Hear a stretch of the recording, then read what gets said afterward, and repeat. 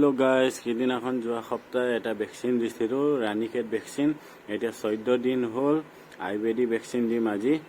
মানে সিদিনাখনো চকুতে দিছিলোঁ, আজিও মানে চকুতে দিম। চকুত দি আছোঁ মানে এইটো 7 নম্বৰটো মানে পানীত মিহলাই দিম। মানে সপ্তাহে ভেকচিন দিব লগা হৈ যায়। মানে মই দিয়াটো মানে বেছি সহজ হয় আৰু বেজিও মাৰিব পাৰি, নহ'লে পানীত মিহলাইও দিব পাৰি, এনেকৈ দিব পাৰি। আৰু সিদিনাখন এইটো চকুত দিছিলোঁ, আজি এইটো চকুত দিম। মানে মই পূৰা ময়ো ৰানিং কৰি আহি একদম মানে গাটো একদম গৰম হৈ আছে। কিন্তু এই ভেকচিনটো ঠাণ্ডাকৈ দিব লাগে। এতিয়া অলপ ঠাণ্ডা হৈ আছে আৰু মই কালি ৰানিং কৰি অহাৰ কাৰণে মানে পূৰা ঘামি গৈছোঁ। এইটো চাওক কিমান পচিনা ওলাইছোঁ মই। এইটো চাওক 14 দিনৰ মুৰ্গী পোৱালি ইমান ডাঙৰ হৈছে। মানে মই আৰু বেছি দানা দিব পৰা নাই যে অলপ সময় মানে এৰি দি দিছোঁ। আৰু এই ভেকচিনটো মানে 100টা কেপাচিটিৰ হয়। মোৰ তাত 100টা লোকেল মুৰ্গী পোৱালি নাই, মানে 30-25টাই আছে।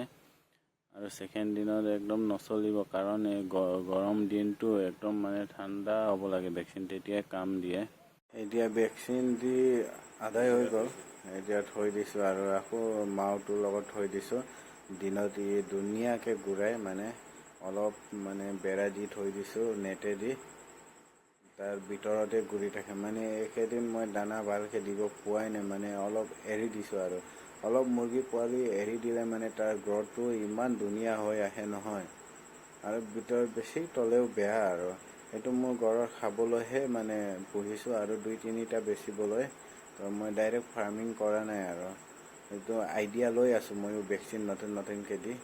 আৰু গাইছ এতিয়া হৈ গ'ল, চব ৰেডি কৰি থৈ দিছোঁ। আৰু ইহঁতে লাইটত মানে বেছি নাথাকে, আৰু যিহেতু মানে সৰুৰ পৰা ইহঁতে লাইটত মানে থকা নাইতো, এইকাৰণে এতিয়া থাকিবলৈ অলপ অসুবিধা হয়। মানে এইকাৰণে লাইট চাইট অফ কৰি থৈ দিম। এতিয়া ধুনীয়াকৈ লৈ থৈছে। ইয়াত মানে বেলেগ মাওৰ মুৰ্গী পোৱালিও ইয়াতে সোমাই থৈ দিছোঁ। মানে ৰাতি আন্ধাৰত দি গম নাপায়, আৰু নহ'লে খেদি ফুৰে মানে দিনত। সেইকাৰণে ৰাতি হ'লে এটাই মানে কামৰাত হৈ যায়। আৰু মই মুৰ্গীৰ গড়ো এনেকুৱা বনাই থোৱা নাই, আৰু সেইকাৰণে মানে এক জেগাতে সোমাই থৈ দিছোঁ। আৰু